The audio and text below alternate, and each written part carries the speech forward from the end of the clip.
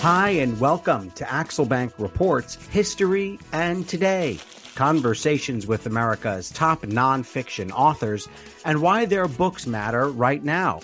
I'm Evan Axelbank, and today we're going to speak with Dr. Gautam Mukunda, the author of Picking Presidents, How to Make the Most Consequential Decision in the World. This is his second book, and he is a research fellow at Harvard Kennedy School's Center for Public Leadership and is the host of NASDAQ's World Reimagined podcast. Thanks so much for being here, Dr. Mukunda. Thank you, Evan. It's a pleasure to be here. Before we start our interview, I want to invite listeners to our Patreon page to ask for your support in keeping the show going. Go to patreon.com/AxelbankHistory. We will donate part of your contributions to a charity that promotes children's literacy. At or near the bottom of almost every list of best presidents is James Buchanan, yet no one, at least on paper, could have been better prepared for the job. He was a member of the State House, the U.S. House, the U.S. Senate, and he was Secretary of State. But by almost all accounts, his administration failed. The next president in line, the 16th, Abraham Lincoln, had only one federal job before that, and that lasted for just 2 years. Yet he's often considered the best president. Gautam Mukunda argues that our selection process doesn't do justice to the job itself. So Gautam, is there any one quality that is a warning sign, as if to say, do not pick this person? And then is there a quality that is blinking bright green that says, pick them, pick them? So there are for both. There are both huge warning signs and huge sort of green lights. But I want to step back by saying that before we get to those, we need to understand the person we're evaluating. And by that, what I mean is you can think of presidents as divided into two types. I call them filtered and unfiltered. So filtered presidents are the ones who have been fully evaluated by the system. Usually they're really experienced. The example you give was James Buchanan, and that's a great one. Up until Joe Biden, James Buchanan was the most experienced person ever elected president of the United States. And so there's this sense of presidents who are like highly evaluated, who the system has looked at in detail, the people of the political elites, the people who really, really are close to the presidency and close to the candidates and have the ability to actually get a sense of who they really are. They've looked at this person and said, yeah, that's actually who I'm comfortable with the idea of this being president of the United States. And those filtered candidates and filtered presidents tend to be mediocre. James Buchanan is actually the biggest exception. Yeah, right. He's so bad. They tend to be, good, but not great. Very rarely disasters, very rarely brilliant, but usually sort of solidly above average is the way I put it. And unfiltered presidents turn out to be either phenomenal, like Abraham Lincoln, or catastrophic, like Andrew Johnson, Abraham Lincoln's successor. Do you want to give a hint as to which the blinking red quality is and which is the blinking green quality? I would, but the key is they're different for filtered, unfiltered, and filtered candidates, right? So if you are a filtered candidate, the blinking green light is this person's filtered. You should have a pretty high level of confidence that this person will do the job.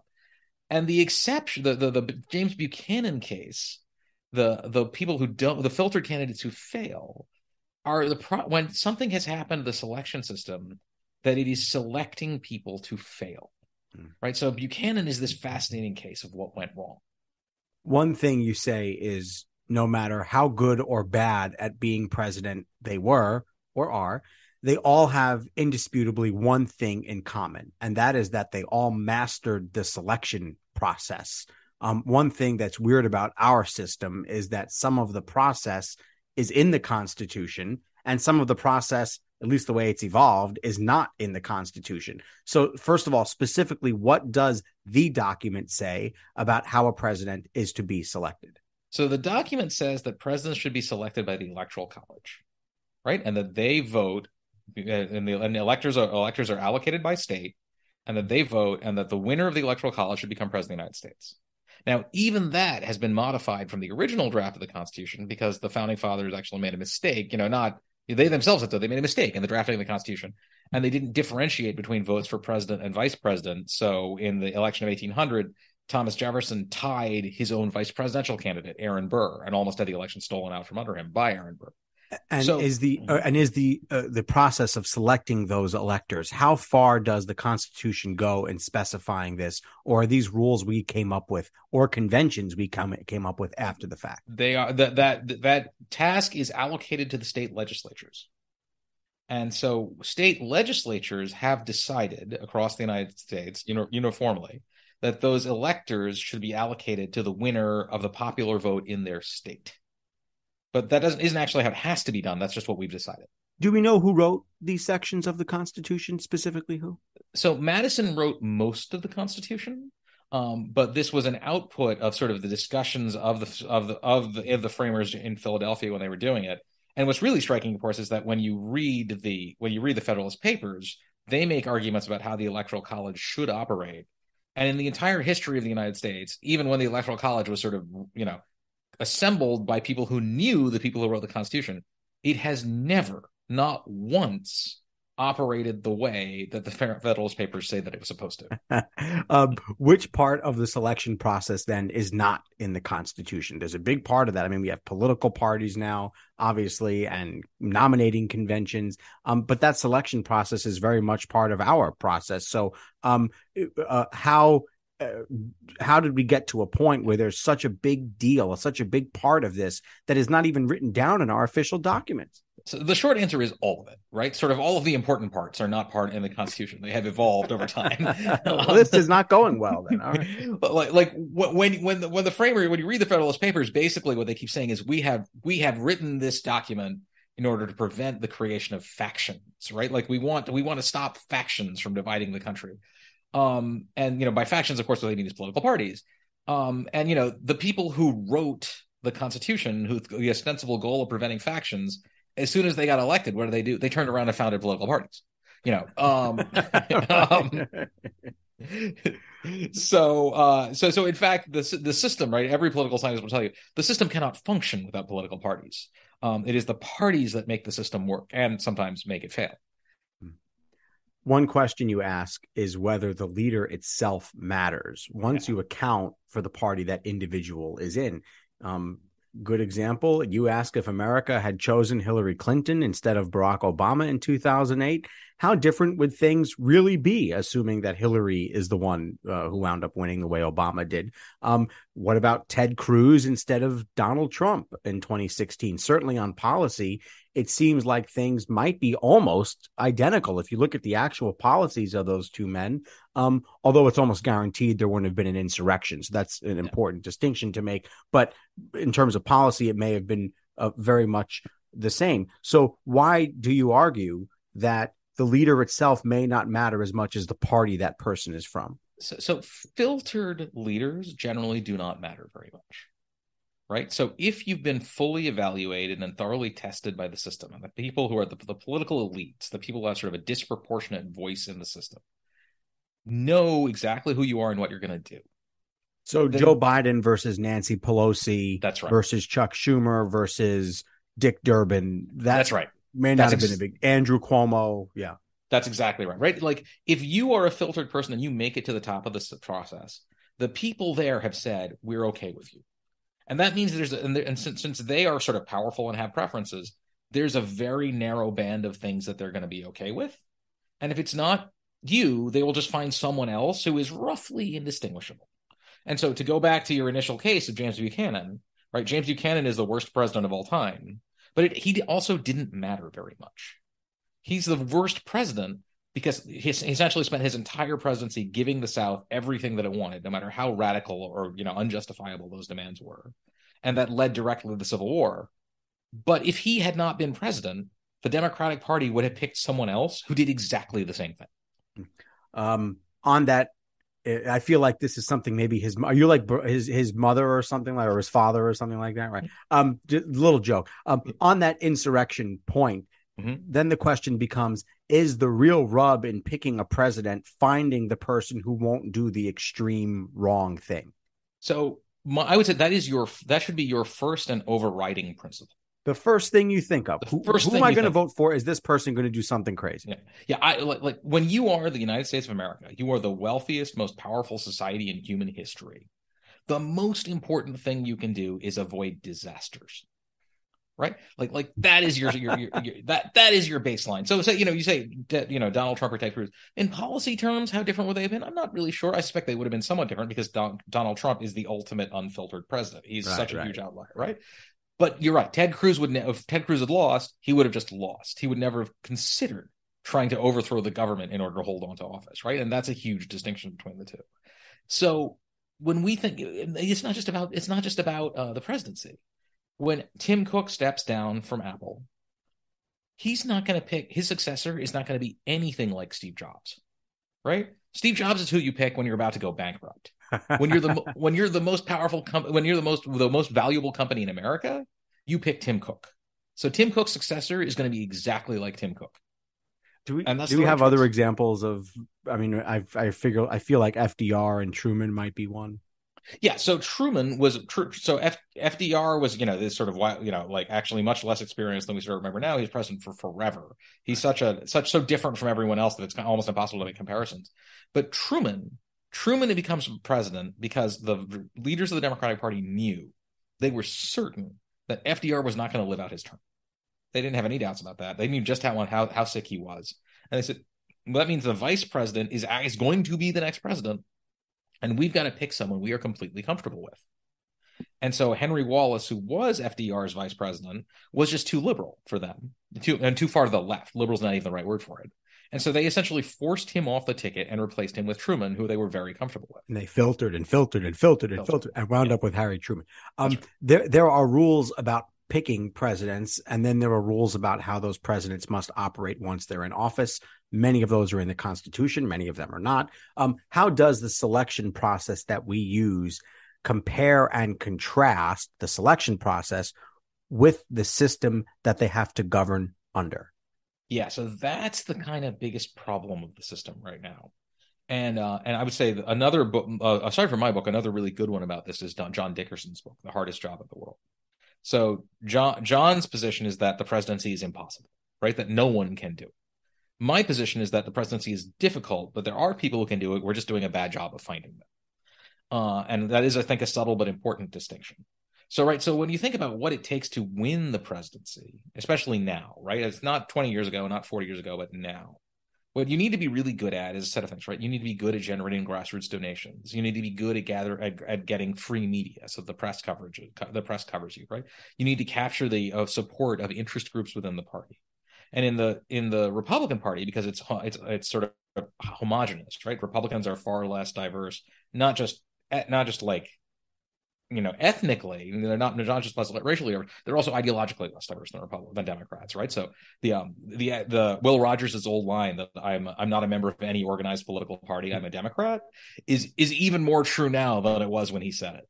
But what that means is that if you're trying to capture the Republican nominee, you can speak to a relatively narrow fraction of the larger population, but still get a very large fraction of the Republican Party. Mm.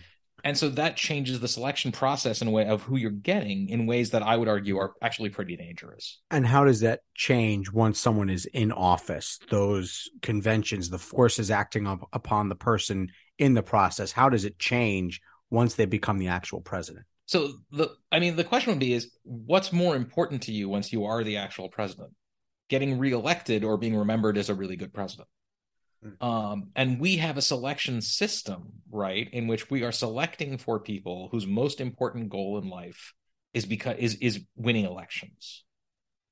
And that's the founding fathers, one of their greatest insights was that we should not rely on the virtue of politicians. They were politicians. They knew politicians. They're like, virtue, not really a word they associate not with our politicians. Main thing. Yeah. Right. So what they said is, what we're going to do is create a system where the interests of politicians lead them to good governance. Right. That was their idea, that if you got elected, you would want to do a really good job and then you would get reelected. But right now, it's not entirely clear how close the linkage between governance and popular support actually it exists.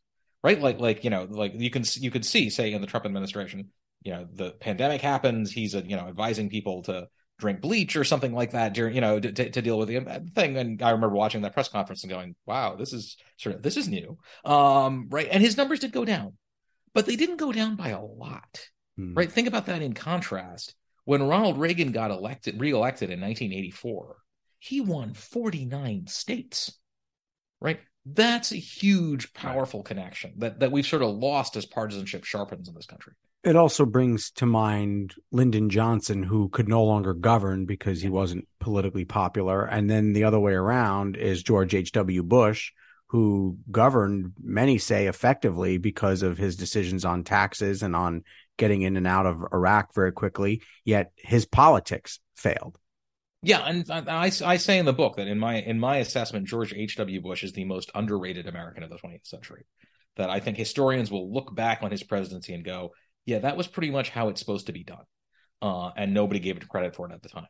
You're so interesting, if I may say. You're so interesting because your background is not necessarily similar to a lot of the people who we interview on this show. Many of them are professional writers, academics, professors.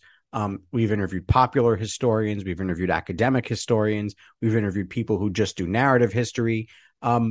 Your background is in leadership, which I find interesting. You're not necessarily a scholar, although you are one. So I'm curious, first of all, about how your background and what your background is and how it led you to this. I think I saw that you have like the weirdest resume in the world. Was that your website I was looking at? Probably, yeah. And then I think you said it. I'm not calling it weird. I think you may have said it on there. No, it's true. Yeah. Yeah. And then I'm curious about the sources you had for this book. But first of all, what is your academic background and how did you wind up talking about presidents to the point where there's a book?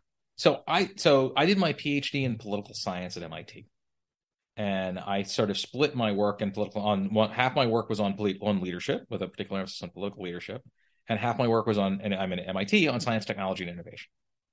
Right. And so then I did a postdoc in biological engineering, which is sort of one of those, as I said, with the strangest resume in the world. Well, that's one of them.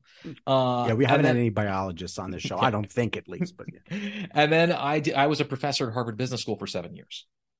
And so I was a professor at Harvard Business School because they really, partly because they really cared about the leadership stuff. And so my first book, which was based on my PhD dissertation, was trying to understand this question of when is it that individual leaders matter?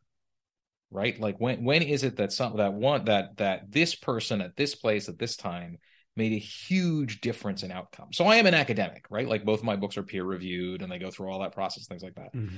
But I really wanted to write something that one was that you could read. That was really important. And to me. It is readable, by the way. Thank you. I appreciate that. So not all books are, to be honest with you. Not all books are, yeah. But my wife always teases me. She's like, people, you want to write something that people want to read, and that was fun. That was really important to me. It should be, and I think, obviously I'm biased, but I would say the chapter on Truman, on how Truman became president, is just fun because it's so crazy, right? I would say that if you think that this is a footnoted history book that talks about the leaders of the Democratic Party sending a guy with an axe to sabotage an organ as a critical moment in American history. So I did. So my first book was this book Indispensable, where I proposed this this theory of when it is that individual leaders matter. And I say that the ones who matter are the unfiltered ones because they do stuff that the system did not choose. Right. And they have a huge impact for better or for worse. And they do things that other people would not have done. And so if you remove an unfiltered leader and replace him or her with a filtered leader, you will get very different outcomes. Whereas if you replace a filtered leader with another filtered leader, you get the same outcome. So I wrote that book and it came out in 2012. And in the book, I say, look, filtered leaders are either great or awful, but they're not in the middle. And so how do I tell you which one they're going to be? Right? How do I predict in advance? Are they going to be great or awful? So the basic answer is luck, right? Luck really matters. Luck is really, really important. If I could tell you in advance that someone would be great, I wouldn't need them to be unfiltered, right? I would just pick them every time. Right. But luck isn't the only care. So what I said is what I can tell you, this is all in the first book, which again, I want to emphasize, came out in 2012. Which is before the world was way different. Yeah, very different world. Yeah. And so what I said was, there are like 4 things I can think of that are really big warning signs, red lights, as you said.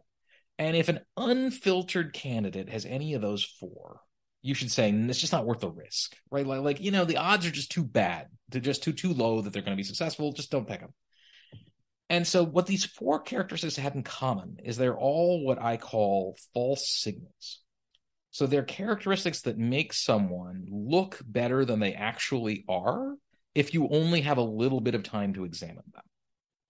Right? Okay, so the 4 characteristics I identified, and again, 2012, yeah, were personality and psychological disorders, where the examples I used were narcissism and sociopathy, because both of these are characteristics that create a very strong positive first impression, but have enormous long-term costs. So that was characteristic number 1. Characteristic number 2, I said, was people was what I said is people who have out of the mainstream ideology and highly simplistic ideologies. So, there's always, to every complicated problem, there's an answer that is simple, obvious, and wrong, right? And so people who propose this very obvious, simple thing, that the mainstream of the political system is rejected, there's usually a reason it's been rejected. So that's a big warning sign. So the third warning sign, right, was that there's this idea of that there are people who take reckless risks, right? Either they just can't manage it all, or they're just people who gamble and they've gotten lucky. So, you think about someone who just plays Russian roulette and they keep winning. Well, they're not brilliant. They're just lucky, but it's hard to tell that retrospectively, right? Because they keep winning. So people who are really risk prone, that's really dangerous. And then the fourth one I said is you really want to avoid people who have what I call unearned advantages, right? So, the one I identified was coming from a really wealthy and powerful family. And the idea there is when we look at people's resumes, we're trying to judge their capabilities, right? You look at a resume trying to say how smart are they? How capable are they? And so we often ask people, what did you learn from your experience? You're a journalist. You've asked people, what do you learn from your experience? That's really important. You should learn from your experience. So that's thinking of experience as a developmental process. You change. But experience is also a revelatory process. The rest of us look at you and say, oh, this is what you did when you got those experiences, and we can judge you and what your abilities are. But if you come from a really wealthy and powerful family, they can make sure that you get promoted even if you completely failed at your job. And so, again, psychological and personality disorders like narcissism and sociopathy, out of the mainstream and highly simplistic ideologies, risk-taking managerial approach, and inherited wealth. Those were the 4 characteristics of 2012. So and in 2016, someone paid you $1 billion for the book you just read. So my editor sent me an email. He's like, "Do you think people understood we didn't mean this as a checklist?" So that was kind of my motivation for writing the second book, which was, okay, how do we apply this specifically to the U.S. presidency? And even more than that, is there a way we can take my ideas and synthesize them with ideas from management, psychology, and business, and let anybody judge presidential candidates and do a good job and say, can this person actually win? Actually succeed? And how did you? What were your sources for this book? How did you take this idea of filtered and unfiltered, and whether these characteristics can be applied to certain people in sort of a scientific way as we pick presidents? What did you plumb in order to come up with this actual book? So you should think of 2 sets of sources. And so, I say that the least fun part of the book to read is the back third is all footnotes, right? So I was trying to be very, very careful about saying that you can really trust everything I write. One of my blurbers found one factual error, and I managed to get it corrected because his father had actually served with Dwight Eisenhower. And so Stan McChrystal emailed me and he was like, Gautam, you were called him a lieutenant general. He was actually a brigadier general. I think that was the correction. Thank you, Stan. That was you got to make the change. It's just, he is mistakes awesome. Go. Yeah. He is just he is the most amazing person you will ever meet in your entire life. So anyways, so the sources, you can divide them into two parts, right? One set of sources, the sources that drive the theory. And so that is psychological literature, management literature, economics literature, political science, right? All the creations of social science that we have used to study leadership, not just in the presidency, but in every type of role, and try and put those together and apply it specifically to the presidency, although not just to the presidency, right? Because the presidency is the greatest laboratory for leadership learning that has ever existed. Yeah. Right. Weirdly, even though we think of the presidency as secretive, we know more about the presidency than any other leadership position, right? There are more, this is like one of my favorite sort of weird facts. There are more books written about Abraham Lincoln than any other human being who has ever lived except Jesus.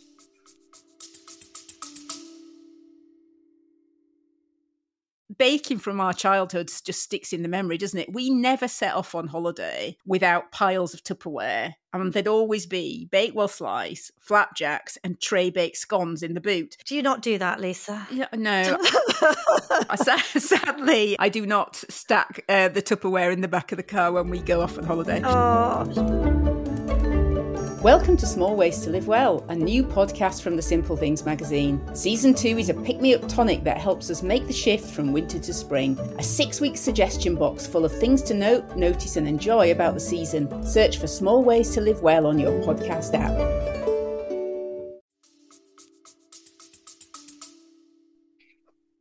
I think it was a professor who said to me, Americans like reading about books. Americans like reading about dogs and Lincoln.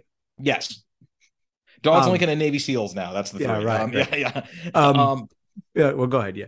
Yeah. So that means is, stuff that we can use the presidency to learn, not just about presidential leadership, but about leadership of all kinds. And so that was the other thing I was trying to do. But then, so what I took all of those things was I created this framework of how do we judge, we should split presidents into filtered and unfiltered. And then when we look at unfiltered presidents, we should assess them a certain way. We look at filtered ones, we should assess them a certain way. And then I dived into the historical literature on presidents, right? So biographies of every president, books about every issue, like transcripts from the transcripts from National Security Council meetings and diplomatic memos and things like that, to try and really understand who these people were and how they made their decisions. What do we need to notice about who the system gives no chance at winning to? Michelle Bachmann and Donald Trump may not be that different on certain opinions, but one of them had no chance and one of them had a chance to win to the point where he won. Why did he have a chance and she not have any? Or why does Hillary have a chance and Martin O'Malley not have a chance in 2016? Why did Gore have a chance in 2000 but not Bill Bradley? So some of those answers are knowable and some of them aren't, right? And by knowable, I mean knowable by us. So Donald Trump was able to win because he has an unrivaled genius for free media. Right? No one has ever, in all of modern history, been as good at grabbing the attention of the media than Donald Trump in 2016. I think somebody worked out that the press coverage that he got was worth multiple billions. That was like billions of dollars. Yeah, billions of dollars. Right. I remember when the Clinton campaign completely losing it, justifiably, because she was giving a major policy address. And CNN instead chose to show an empty podium waiting. The podium for Donald sitting there Trump. on TV waiting for the guy. Yeah. And she even said after the debate that, I think she said it in her book, but she said when they were going back to watch tapes of the debate to get ready for the next one, she found herself watching him more than she was watching herself. Yeah, I am like not a fan of President Trump, and you can, I talk about why I would thought he was very dangerous in the book, but I don't deny that is an extraordinary skill in this modern political environment, and it explains a big chunk of why he won. Now there are other reasons, right? If the Republican primary had not been so divided, if it had just been one or two other people versus him, I don't think he would have any chance at all. So there are a lot of other explanations, but some of it is about him. But take Gore and Bradley. I mean, Yeah. Al Gore is a sitting vice president, right? I mean, he certainly spent 8 years in some kind of a spotlight, but certainly not one that Clinton made sure was on him, other than at the most opportune moments for Bill Clinton and not for Al Gore. Did that just make it so that even a talented senator who had an interesting background as a basketball player and certainly distinguished in many ways, was that position of being VP just too much to overcome for anybody in the Democratic Party at that time? So this is the unknowable component, right? So what I would say is, first is, it's clear that in the modern presidency, being VP is a huge advantage, right? Because if you were thinking of VPs, right, that party's most recent vice president who tried for the nomination and didn't get it, I actually don't know who that is. Right? Like I've been thinking going back, but like Mondale got it, Gore, George H.W. Bush got it, Gore got it, right? Like it's just Biden got it. Mondale, right? Mondale in 84, yeah. Right. So there is a very consistent pattern that it just seems like the national stature of being VP is a huge advantage. Right. If you try for it, you got a good chance. Yeah. Dan Quayle didn't try, and he would have got it. But that actually is the second half of the answer to your question. Dan Quayle didn't try. And I don't think anyone thinks he would have gotten it if he had tried. Right. And so the thing we can't know is both Bradley and Al Gore would score as filtered. Right. They were people the elites of the Democratic Party knew incredibly well. And for better or for worse, those Democratic Party elites just about universally chose Al Gore. So something about the filtration process, that a level of contact that, you and I can never have with these people, right? Because, maybe you've seen Al Gore on the TV, but we don't know that, right? We don't know who they really are. The people who did know who they really were decided they wanted Al Gore. And that, we should actually take that judgment seriously, because there's something behind it. It may not have been right, but it's an important piece of information. I'm glad you brought up VPs. How do other VPs who but who became president after the president died, or a resigned president in Ford's case, how do those other VPs show whether the system of selecting vice presidents works or doesn't work? And I'll give you, you got TR, you have Andrew Johnson, you have LBJ, and you have Ford. Those are 4 examples. Yeah. What do they say about how this system is working or not working? I mean, what they say is it doesn't. Right. So, so TR, one of my favorite presidents, my wife's favorite president, sort of one of these figures, when you read about him, you're sort of, if you wrote a novel, if TR had never existed and you wrote a novel with a main character like TR, it would never get published because it wouldn't be plausible. Right. Like he is not a realistic person. He just happens to have been a real person. But when you ask the question, how did TR become president? The answer is he was the incredibly successful reformist governor of New York, who was made the vice president because the Republican Party leaders of New York wanted to get rid of him.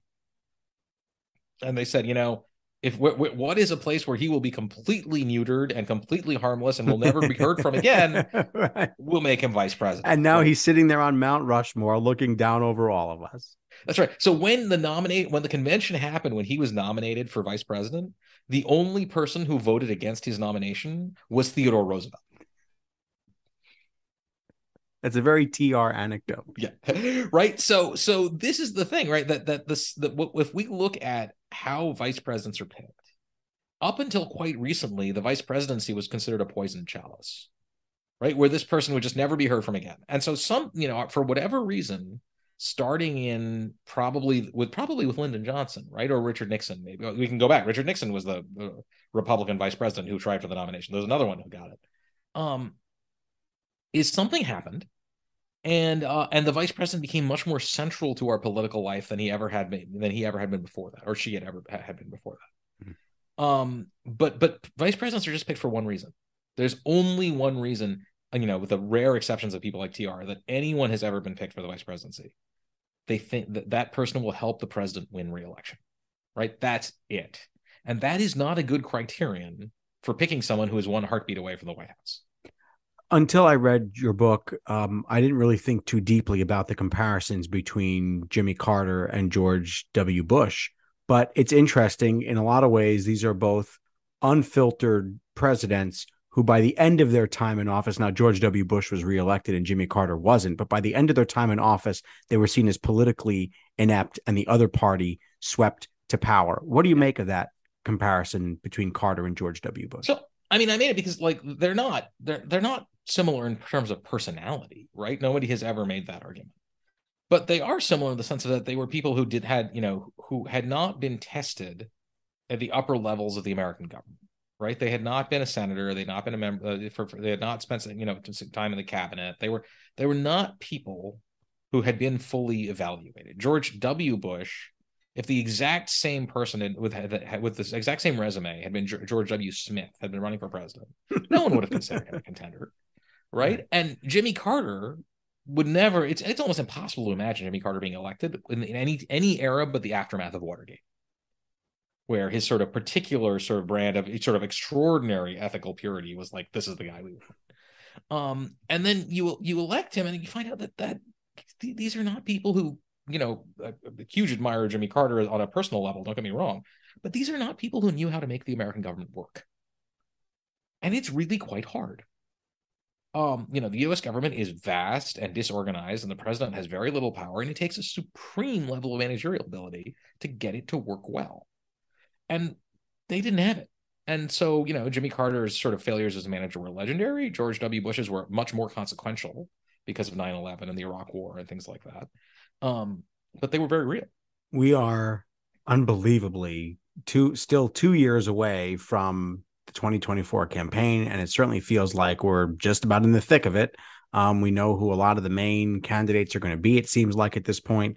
How should we go about assessing the folks on the two, at least in the two major parties? There will be other people who run, but let's take the two major parties because we only have a certain amount of time on this show.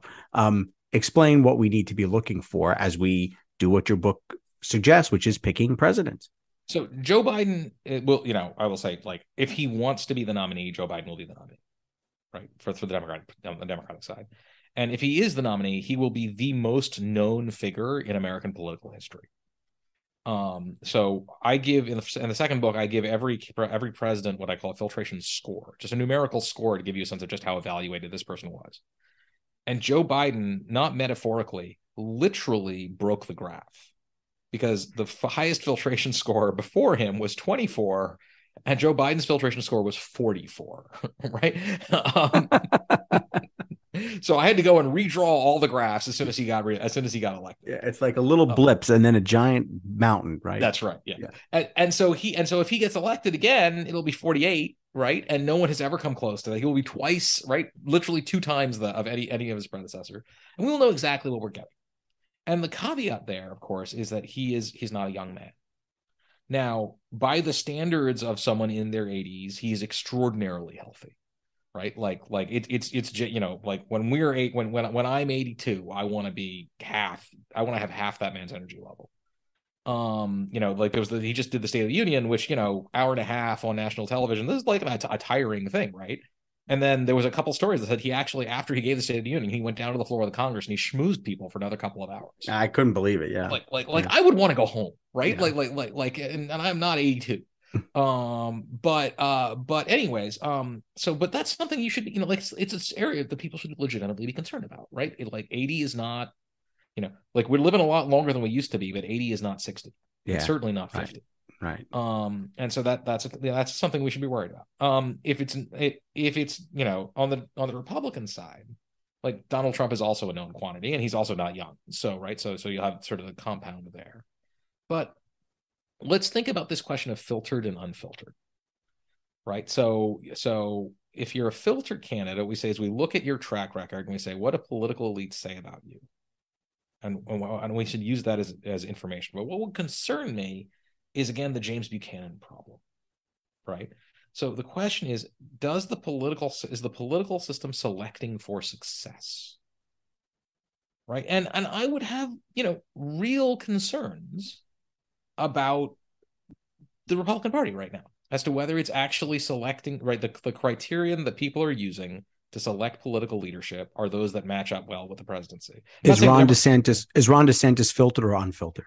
So if he ran in 2024, he'd be right on the edge, right? He'd have been governor of a major state for 6 years. So I would say, and a Congress member at one point. Right. Yeah. So I would say you're at 8 years. You're basically a filtered candidate at that point. We know who you are. Yeah.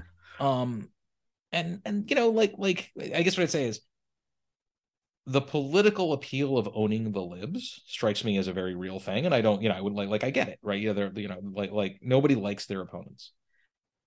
Owning the libs is probably not a great way to govern the country. And that would be something that would concern me, right? In his case. How should we reform the process by which we select our candidates and not deciding who we vote for, but in how the candidates are put forward? So there are a few things we could do, right? So one is you could shift so to go back to the founding fathers' insights, right? What they would say is we don't want to rely on virtue, we want to rely on incentives, right? So what you want to do is change political incentives so that it's not that we necessarily are changing the people, it's we're changing the behaviors of the people by getting them to respond to those incentives, right? So, for example, right now, for big chunks of the country, because of the way districts are gerrymandered, the only way to progress in your political career, if you're going through Congress, is to run to the right or the left, and to speak to relatively small fractions of your party that then that do not necessarily translate at a national level. So the political science on gerrymandering says that gerrymandering does not actually affect the political balance that much, right? So it helps Republicans a little bit. But we're talking like 4 or 5 seats. It's not a huge swing in the Congress. What it really does is it changes the behavior of the people in Congress, because they're speaking to districts that do not in any way, shape, or form resemble the country as a whole, right? So you could shift that. You could shift the voting. So several states have started to shift to ranked choice voting, right? So if in 2016 the Republican Party used ranked choice voting, I would say the probability that Donald Trump ends up as president of the United States approaches 0, right? Because even lots of people, there were many Republicans whose like preference for Donald Trump was last, right? And so those votes would have redistributed off to someone else. And I think the same thing on the Democratic side, right? There were a lot. If Bernie Sanders has run twice, admittedly, there are a lot of Democrats who were like, I just don't want to, I'll vote for a Democrat, but I'd rather be anyone but Bernie. He would have had no chance in a world of ranked choice voting. So I think that would be really helpful. But in my book, because those are reforms you hear about all the time, my book, the one I suggest that as far as I know is entirely new, is what I call a negative vote. So the thing is, like, the political leaders, the people who are sort of, Republican National Committee delegates, Democratic National Committee delegates, congressmen, and those sort of people, like, they know these people better than we ever can. And so I do not think that they should pick the nominee like they did in the old days. Now, a system that produced Abraham Lincoln had some virtues. So, letting them pick the nominees is not necessarily the worst thing in the world. Yeah, but they only found him once, and it took them right. like 30 years between Jackson and Lincoln, right? And people have quibbles with Jackson. So lots of important quibbles, by the way. Very important ones. Yeah, there aren't a lot of those guys hanging around. So in no sense am I saying we should go back to the time of smoke-filled rooms. Like democracy matters, and it's important that the people get to pick. But I do think it is important that the political leaders get a voice as well. And so what I suggest is the negative vote is when you get to the delegate count in the convention, right? The super delegates that we heard about so much during the Hillary and Bernie race, right? They shouldn't get to vote for anybody. They should get to go vote against someone. They should just say, no, I'm taking my vote and I'm canceling out one of yours. And I think that would be a really clear way for them to signal, look, the people should have the overwhelming voice. The voters should have a big charge of voice, but we should be able to say, just not this guy, right? Mm-hmm. Like we know this person really well, and it really shouldn't be this guy. Reverse filtering. Yeah, that's right. How should we reform? Let's talk about ourselves now, right? The American public and the voting public. How should we reform the process by which the public evaluates our candidates? So Evan, obviously the answer is every American should buy at least one copy of my book and read it. So that's at least one. Yeah. At least one. Yeah. If you sell 300 million copies, you'll be doing all right. Yeah. Even if people don't buy more than one each. Yeah. So while I would very much appreciate it if everybody did that, the easy answer is twofold, right? One, remember that you as a voter, right, your first responsibility is to avoid disaster. Right. However charismatic you think someone is, however great you think someone might be, however brilliant you think they are, the most important thing you can do as an American citizen is avoid disaster. And so you should say, like, hey, if all, like we should try listening to other people a little bit more. And I think that would be a great change in our system. Just to be like, well, maybe there's a reason all these people are looking at this guy and going, wow, I think this would be the worst president of all time. Right. I may think he's the best, but it is not a criterion of zero value to say that other people think he'll be the worst, right? So that's part of it. The second, I would say, like the more than just like maybe we should all listen to each other a little bit more, is valuing this experience, right? Understanding that the presidency is hard, right? It is not like running a company. It is not like like running a household. It is not like anything. It is the hardest job in the world. And so we should sort of respect the fact that this is my second thing, right? Avoiding disaster. Like, you want to pick people who have been in positions that give us some ability to judge their capabilities or not, right? And then just the final one I'd say is because the presidency is so hard, you want people who are extraordinarily gifted. So there's a great psychologist in California named Dean Simonton. He's probably the greatest ever psychologist of human performance. And he studied it in domain after domain after domain, trying to understand what it is that makes people, succeed, right? And from leadership, what he found over and over again in the presidency and also in many, many other offices was it was a characteristic called intellectual brilliance, right? And that's not IQ. The IQ certainly helps, but it's intelligence, but it's also openness to experience, right? Curiosity, lots of interests. If you think about Theodore Roosevelt, so Theodore Roosevelt became president of the United States when he was either 42 or 43. I don't remember which. By the time he was president of the United States, he had already written 12 books, right? Multiple of those 12 books were considered to be all-time classics, including his first one, which he wrote while he was still in college, right? He had deep expertise. He could speak multiple languages. He had deep expertise in everything from lepidoptery to cow punching. And he had traveled in a time where travel was not easy. That's right. He had traveled extensively. He was a war hero. He would eventually be given the Medal of Honor. So that is, that is intellectual brilliance. And the reason it's really helpful is because when a president's not going to deal with one thing. He or she is going to deal with an infinite number of different problems. And so what we want is someone who's able to, constantly learn and adapt and deal with those sorts of new problems as they arise that we can't predict. Anyone who said that the biggest issues of George W. Bush's presidency would be, nation building in the Middle East and a financial collapse, good for you, because I sure didn't see that coming. Right. And so you need someone who's able to handle issues that we have no reason to think they will need to handle. And intellectual brilliance gives you a broad set of capabilities that is, really valuable in that kind of uncertain environment. Yeah, right. Imagine if you'd said in less than a year, you're going to be rebuilding Lower Manhattan after a completely unthinkable event, right? It just beyond any stretch of anyone's ability to imagine.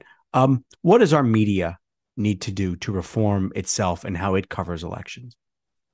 So a few things. One is, this is inspired by Jim Fallow's wonderful work Breaking the News on media elections, right? Is if you look at questions reporters ask political candidates, and then you go to compare the questions to the town hall questions that average Americans ask political candidates, the questions that the average Americans ask are way better. Right? The questions that the media ask are horse race questions.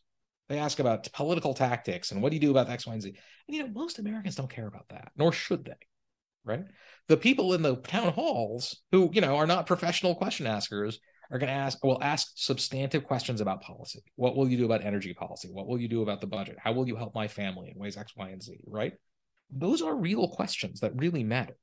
And the fact that our political elite media is kind of obsessed with this question of internal, right?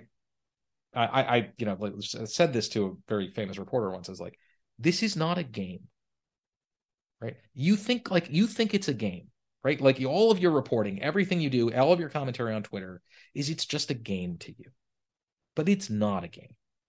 300 million people's lives are determined by the outcomes, and you should care more about what these people will actually do in office than how they're going to act when they win, than what they're going to do to win it, right? And I literally don't think he was capable of understanding it, because his entire career was about it. It's being a game. Is there a golden age where this was all really working, where the president was working, where the media was working, where the selection process was working, both on the public side and on the political side? So there's no age where everything is perfect, but I think the first one is right.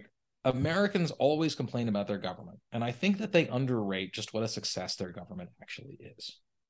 Right. So from 1789 to today, 2023, the United States has gone from 13 colonies huddled on the edge of the Atlantic, right, sort of on the edge of extinction, to the wealthiest and most powerful society in human history. That is a meteoric rise to heights that no other nation has ever even imagined. And we should look at our government and be like, I guess we did something right there, right? That's not unrelated to the performance of the government. And it is certainly true that the United States, American society has not delivered for all Americans, right? Like, I'm not arguing that it has. There's no, right, that it's certainly true that way too many have been left behind, and for reasons that are awful. Like, none of that is untrue. And purposely left behind too. That's right. Yeah. Deliberately left behind, not accidentally so. It is also true that that if you looked, for example, so my wife is Swedish. Sweden is this amazing country. I visited it for the first time with her, and everybody is tall and healthy, and they live for a long time. And it's it's amazing. And Henrik Lundqvist is from there. I mean, come on. But you know what? If you took Sweden and you took it and made it a U.S. state, and asked what its per capita income, which U.S. state would be closest to Sweden? Do you know what the answer is? I don't. It's an interesting question. Could you guess? My guess, honestly, without your kind of leading question here, my guess would honestly be Connecticut. Yeah, that's what everybody thinks, right? Like, if you I haven't set it up, because clearly that's not going to be the answer. Right. This was a leading question. Sweden's a very wealthy country. It must be, Connecticut, which I think has the highest per capita income of any state. The answer is Missouri. Right? So Missouri is an amazing state. My college roommates from Missouri, but it is not a wealthy state. Right? Not by the standards of the United States. So the United States is fantastically wealthy, unimaginably so. And that's a track record of success that we shouldn't underestimate. So it says, the U.S. government has lots of problems, and I'm writing a whole book about it. But I don't want to, I would never want to say don't throw out the whole success. But my answer to your question would be from 1933 until say 1969, the presidency of the United States was Franklin Roosevelt, Harry Truman, Dwight Eisenhower, John F. Kennedy, Lyndon Johnson. Right, despite Vietnam. Before he got into the Vietnam, fully into the Vietnam. Right. So even if you end before Johnson, just end with Kennedy in 1963, right? People have called that the golden age of the American presidency. That is a 30-year run where any one of those people, just about any country in the world, would look at that and be like, I would trade my guy for them, right? And they took the job so seriously for those 30 years. I mean, they worked day and night on the country and on their job, and they did their best. I mean, I think all the books about those 4 or 5 presidents make that very clear, that they were working really hard. Yeah, very much. So it's not to say that they were perfect, right? You can all absolutely say lots of different things that they did wrong or could have done better. That's not, it's just saying that, the presidency is really hard, and these were people who did it well. All right. In our last few minutes here, there's something in your biography that floored me. And I don't know if you know what's coming, but you are a champion of Jeopardy. Yeah. That is amazing. So first of all, just give me a quick rundown here. I need to know how much money you won, because that's, I'm sure, the most basic question that a lot of people ask. The second question is, and more importantly, what is that like? Oh, sure. So $27,000 is the answer. I won my first game by a pretty healthy margin, and then lost my second. So you were a one-time champion. Yeah, that's amazing. Okay. I have the very dubious distinction of being the first person in 5 years to get all 3 daily doubles, get all 3 of them right, get Final Jeopardy right, and still lose the game. Which it took some work on my part for that second game. In my defense, what happened was I got the daily double so early I had no money to wager. Literally, I got one of them the first question of the game, and I just okay, I didn't plan on that. So anyways, my point being, so that was my experience. It was a blast. I cannot recommend it highly enough to anybody. I had so much fun. Well, I don't want to embarrass myself, so I'm not going to do it. But let me ask. I mean, is it? I mean, obviously, you're of course a brilliant person, but how do you? Is it about recall? Is it about just knowing trivia question after trivia question, and they sort of ask 50 of them during a game that you sort of have in your head somewhere, like the chances, the percentages of what are going to be asked is something that's already in your head? How does this work to come out in a game show that they could ask about anything? So there are a few things. One is first is that Jeopardy, way under 1% of the people who apply to get on Jeopardy actually end up on the show. Mm-hmm. I think it's under 1/10 of 1%. So the first thing that people, is that all three contestants usually know the answer to almost every question. All of them. Yeah, all three. Yeah. And so the question of who wins has a lot more to do with timing the buzzer than it does knowledge. And so the hardest part by far, this is what happened to me, right? So for the first game, I was just, for some reason, I was perfectly in rhythm on the buzzer, and I just got it. And so and the first game was just a runaway. And the second game, for the first half of it, I was locked in on the buzzer, and I did really, really well. And then the second half, I lost the buzzer timing, and I was done. And you still knew the other person sitting there going, Joe, who is Joe? Yeah. And you're going, I knew it. Yeah. So in the second game, so I am not great at pop culture. And the second question had a category on celebrity parents, where I didn't know anything. And the Grammys, where I think if you watch the tape, you can actually see me putting my buzzer down so I don't buzz in by accident, because I didn't know anything about the Grammys. Oh, and you don't want to lose money. Yeah. Yeah. But in general, yeah, like I knew I knew the answers to everything that wasn't in those categories. And so did the other two people, right? Everybody on the stage knows. But the second is I did not have time to do this, because I was I was a professor at Harvard at the time and going up for tenure, and so putting my tenure packet together. But it is totally possible to study for Jeopardy. Really? Oh yeah, because the stuff that they ask, there are categories that they just love to ask. They love to ask about presidents. They love to ask about constitutional amendments and articles. They love to ask about the Bible. They love to ask about state capitals. Mm-hmm. Right. So Ken Jennings, greatest Jeopardy player of all time. Ken is Mormon. He doesn't drink. And he got every single question during his run on potent potables, cocktail recipes, because he knew they were going to ask that. So he just memorized every cocktail recipe known to man and just ran the table as soon as they came up. And is your recall just ridiculous? I mean, you can, not only do you know a lot of stuff, but you can think of it immediately.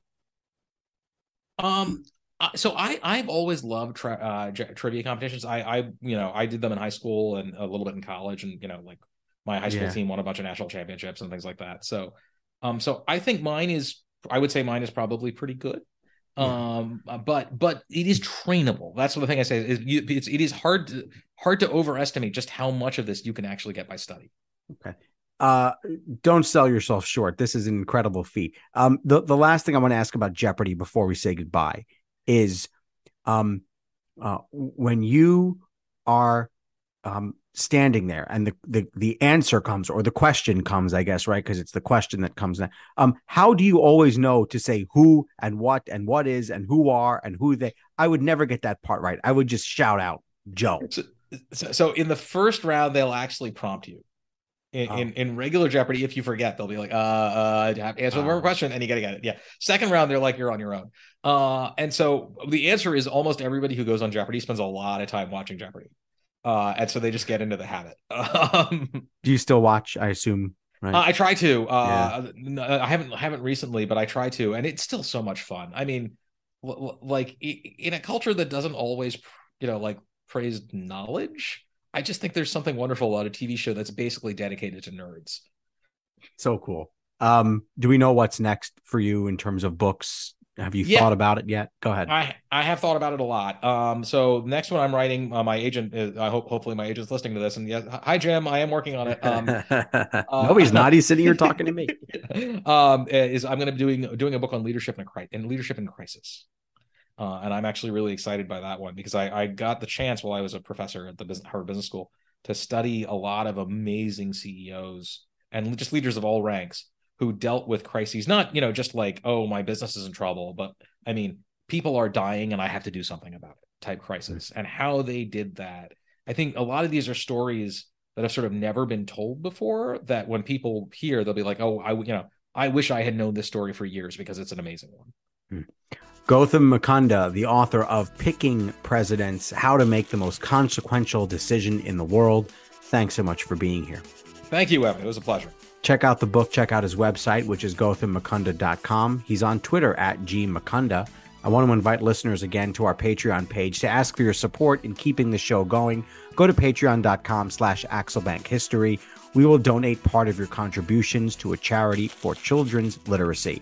And thank you for listening to Axel Bank Reports, History and Today, conversations with America's top nonfiction authors and why their books matter right now. Check us out on Facebook, Twitter, and Instagram at Axelbank History. We update those with clips from the show, guest announcements, and book recommendations. We'll see you next time. Thanks.